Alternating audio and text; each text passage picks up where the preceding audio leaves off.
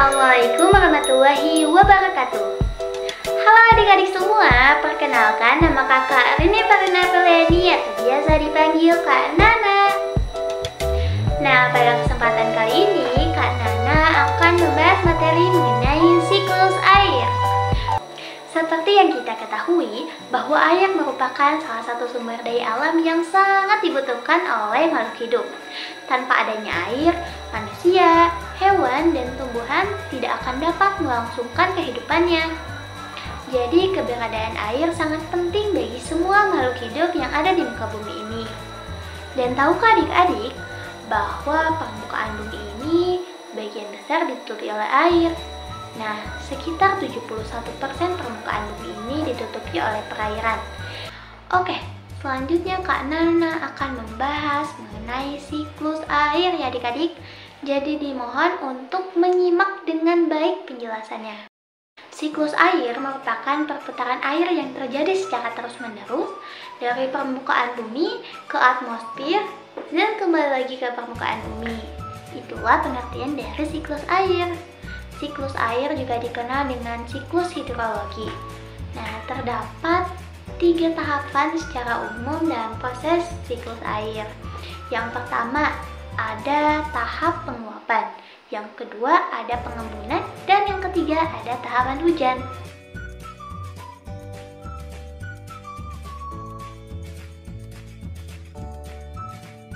Yang pertama, air yang ada di permukaan bumi, baik itu air dari sungai, danau, dari laut, akan menguap ke atmosfer dengan bantuan sinar atau cahaya matahari yang panas ya adik-adik. Airnya akan menguap ke atas, lalu setelah di atas, airnya akan mengalami kondensasi. Airnya berkumpul menjadi banyak hingga membentuk awan. Nah, proses itu adalah proses pengembunan atau kondensasi. Nah, awan tadi akan bergerak tertiup angin.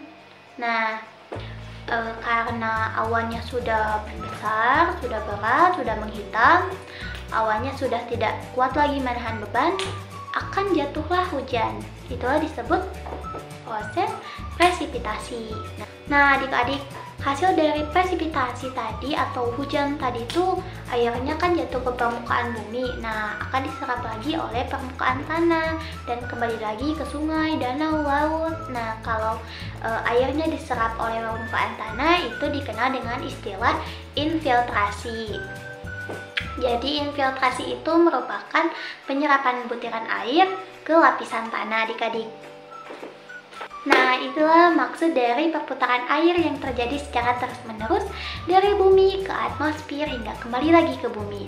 Maka dari itu, meskipun air yang kita gunakan secara terus-menerus, keberadaannya tidak pernah habis adik-adik karena terjadinya proses siklus air.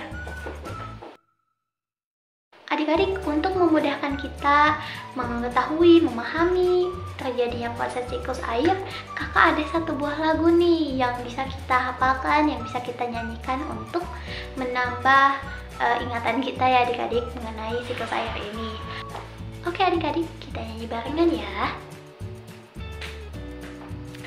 Tahukah kamu bahwa air dapat diperbarui? Itu terjadi karena air ada siklusnya. Ayolah pelajari bagaimana prosesnya. Siklus air dengan tahapannya. Air di bumi menguap, itu evaporasi, lalu membentuk awan, itulah kondensasi. Air jatuh ke bumi, itu presipitasi, meresap ke tanah, itulah infiltrasi.